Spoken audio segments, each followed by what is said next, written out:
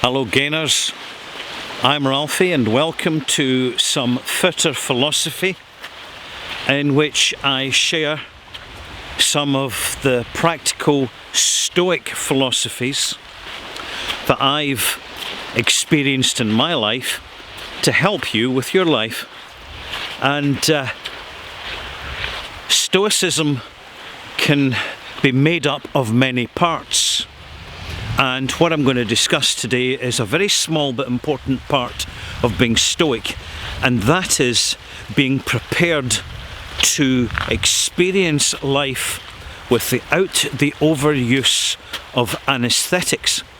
Have a good look around you.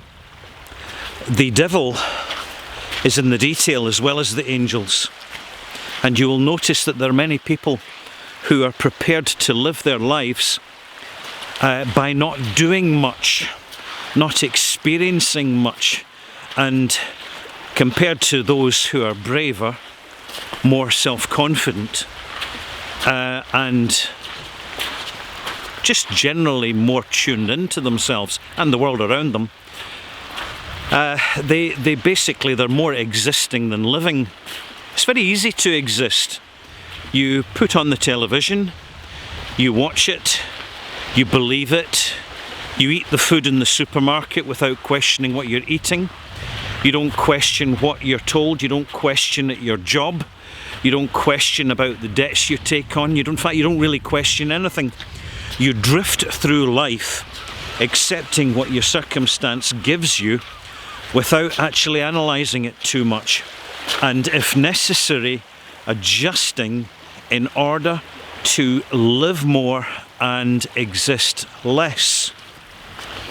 We all know people who are in that circumstance, probably less so because it's not an all or nothing situation, you understand. There are plenty of people who appear to be living and they'll go their holidays, for example, or they'll have their hobbies, and they may seem happy and content.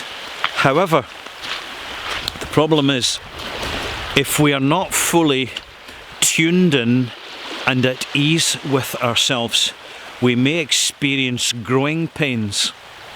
And these, to explain them, growing pains, are where we are reminded now and again that we may be existing more than living, and that we need to address the situation. See, pain has a purpose. The body teaches us that pain is there to tell us that something is wrong, and it is up to us to examine the pain we're experiencing to tell us what the problem, or give us some idea of what the problem is. And you'll find that, for example, if you've got toothache, you know you've got a problem with your teeth.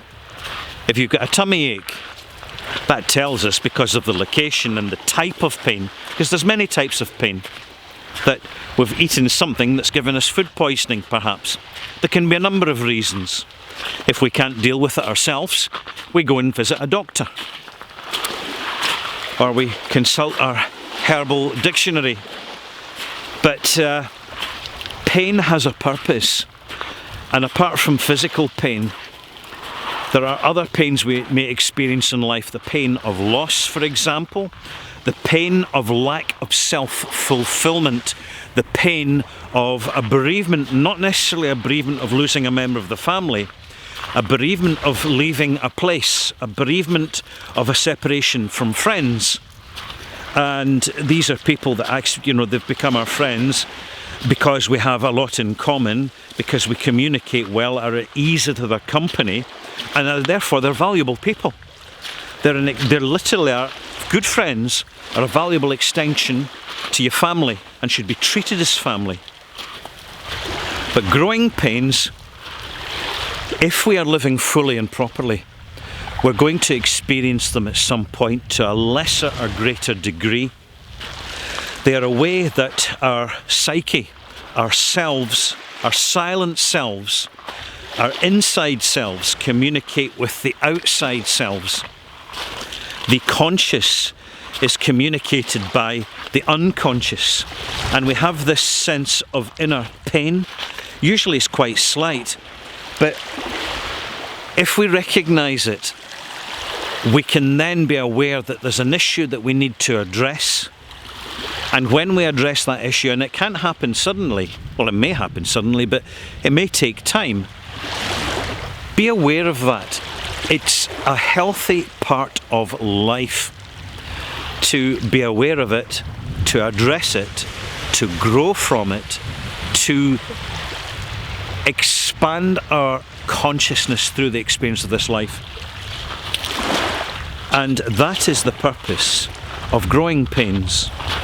Some people may not experience much, others it can be quite acute. It can go on for decades because something is unaddressed or the circumstances are wrong. It's just the way it is. It's real life. And in being aware of it, yes, it involves risk. The risk is that we have to acknowledge that we're existing more than living, and it's nowhere more acutely expressed than in a disappointing, unproductive, thankless job. There are too many people on this planet who have got unrewarding jobs, and they continue in them because of social habits, social norms, and the need to be earning to pay debts. And it is a form of toxicity. And compare that to someone who has a genuinely fulfilling job. It may be paying less, but they're possibly less likely to encounter that growing pain of disillusion and dissatisfaction that can happen over time, because as time goes on, our subconscious reminds us that time's running out, getting less and less time to do what is best for ourselves, and by default, best for those around us.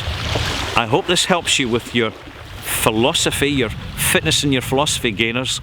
I'm Ralphie, and this subject has been about growing pains, not acute pains, the subtle pains, the inside pains that cannot be sorted with an aspirin or a paracetamol.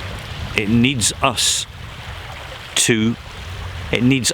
personally, and sometimes with guidance, to impose the solution. I'm Ralphie. I'm going to leave you with a beautiful sunny view of a tranquil, unusually tranquil, calm sea.